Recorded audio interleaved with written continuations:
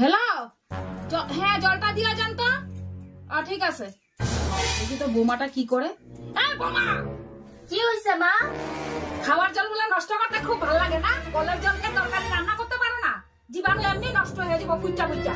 তোমার যে কি কমো আর খালি আমার টাকাগুলো ধ্বংস করে। বাবা একটু দামি জল দিয়ে রান্না করছি বলে এত কথা। এনো মা চা। চা আনছ? ভালোই হয়েছে।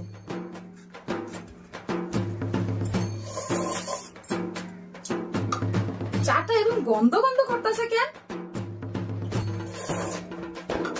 আসলে মা উপরে ট্যাঙ্কিটা পরিষ্কার করতেছে না, তুমি তো কইছিলা দামি জল নষ্ট করতে না।